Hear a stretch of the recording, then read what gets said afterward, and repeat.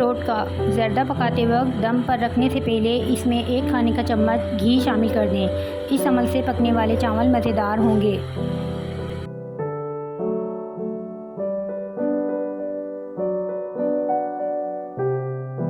टोटका। लड्डू या बर्फ़ी बनाने के लिए आटे को पहले से गर्म ओवन में भून लें। इससे मज़े में इजाफ़ा होगा और घी का खर्च भी कम हो जाएगा।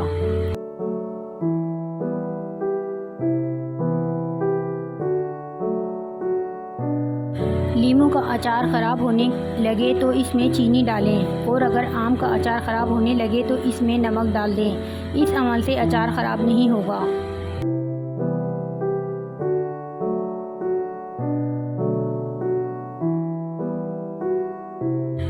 नींबू को ताज़ा रखने के लिए अगर नींबू को ताज़ा और रसीला रखना हो तो नींबू को किसी बर्तन में रखकर ऊपर से खुश्क नमक डाल दें। नींबू ताज़ा और रसीले रहेंगे।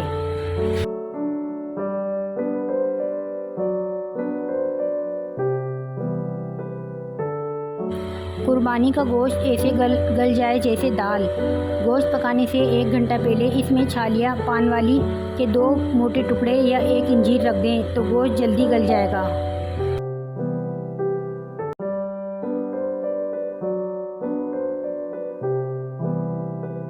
गोभी और भिंडी पकाना। गोभी पकाते वक्त तेज़पात का पत्ता डाल दें। पकने में बू नहीं आएगी। भिंडी को खस्ता रखने के लिए पकाने से पहले 1 नींबू का अर्क अच्छी तरह मिला दें और जब पक जाए तो नमक डालें।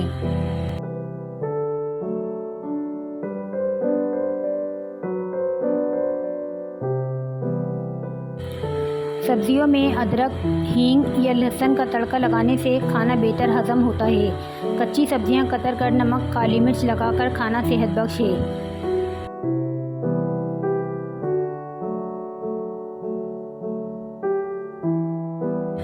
गोश्त जल्दी गलाने के लिए खरबूजे के छिलके सुखाएं और इसे पीस कर रख लें। जब गोश्त जल्दी गलाना मकसूद हो तो इसमें 3 से 4 चुटकी डालें।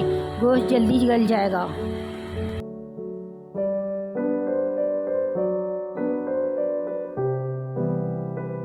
गोभी पकाने के बाद 5 काली मिर्चें पीस कर ऊपर छिड़क दें। गोभी का आबादीपन ख़त्म हो जाएगा।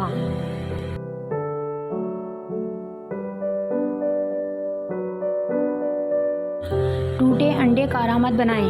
टूटे हुए अंडों को उबालने से अंदरूनी मवाद बाहर निकल आता है, लेकिन अगर टूटे हुए अंडों को उबालने से पहले पानी में थोड़ा सा सिरका मिला दें तो अंडे ना सिर्फ अच्छी तरह उबल जाएंगे बल्कि इसका अंदरूनी मवाद भी बाहर नहीं आएगा।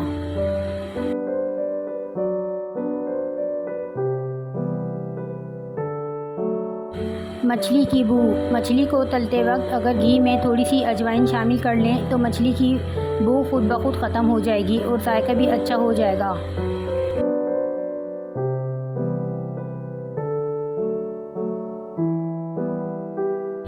सेहत बख्श बेकिंग टिप्स। डाइटिंग के दौरान जिस्म को फ़ाइबर की ज़्यादा ज़रूरत होती है जो कि मैदे में नहीं होता। इसलिए बिस्किट, पिज़्ज़ा बनाने के लिए मैदे की जगह भूसी वाला आटा, ओट्स और कॉर्नफ्लेक्स इस्तेमाल करने चाहिए।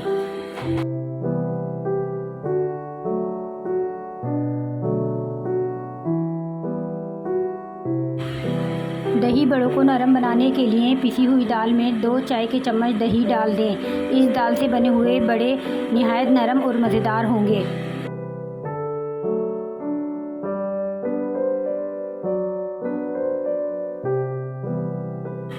समोसे की पट्टियाँ महफूज बनाएं। समोसों की पट्टियों को मलमल के कपड़े में लिपेटें और फिर इन्हें प्लास्टिक की थैली में लपेटकर डीप फ्रीज़र में रख लें। इस तरह से समोसों की पट्टियाँ ज़्यादा अरसे तक ताज़ा रहेंगी।